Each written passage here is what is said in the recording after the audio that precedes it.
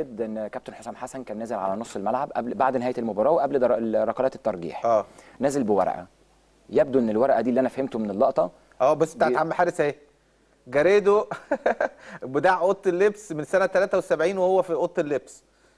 وعلى فكره عمل تحدي التلج، وانا جبتها لكم قبل كده، تحدي بتاع التلج.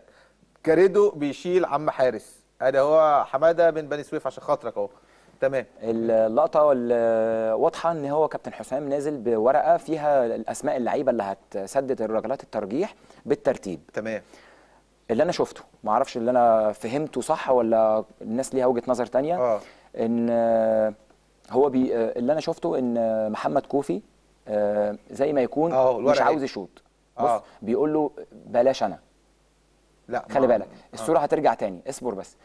بص يا كابتن خالد، ارجع بقى معلش يا استاذ عفيف على الحته دي. هنا بقى ما اعرفش انا فهمت صح ولا لا.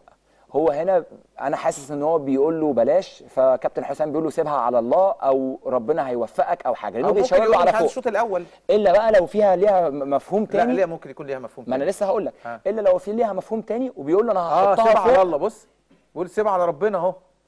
صح. ما انا عشان كده بقول لك دي معناها ايه يا ابن اللعيبه يا تامر؟ دي معناها ايه؟ ده على فكره مفيش حد جابها في اي استوديو تحليلي.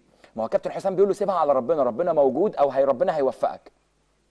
وطبعا ما كانش السيناريو معروف ان كوفي هيوصل للضربه اللي ممكن تحقق السوبر لنادي الزمالك ويضيعها. مظبوط. سبحان الله. يعني اللقطه دي غريبه، يعني الكره دي تخش الزمالك ياخد. ما اصل بص يا كابتن خالد، مفهومها الثاني ما هي ملهاش غير معنيين. وحش قوي. يا المعنى الاولاني اللي انا فهمته وقد يكون غلط، وحسام قال له سيبها على الله اهو. لا دي بتاعت ربنا، بتاعت ربنا سبحانه وتعالى. طبعا. هو بصراحه كان من احسن لعيبه في الماتش. تمام. ولعب في يعتبر مركز مش مركزه يعني. تمام. لكن زي ما قلت لك تتفهم بمعنيين. المعنى الاول اللي انا فهمته ما اعرفش ممكن اكون غلط. باينه قوي. المعنى الثاني كابتن حسام عمل له كده.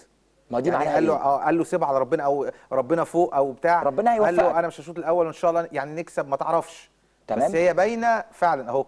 قال له هتشوط اهو، سيبها على ربنا اهو. بص يا ابن اللعيبه يا تامر، صدق ما فيش حد عندنا 7 قنوات ما حدش جابها. يا اما كابتن خالد، لا ثانيه 7 قنوات ما حدش جابها عشان الناس بس تبقى في الصوره في التفكير الثاني. الا لو هو بقى محمد كوفي بيقول لكابتن حسام انا هحطها فوق، وكابتن حسام مش عاوزه يخليه يتردد وبيقول له حطها فوق حطها فوق.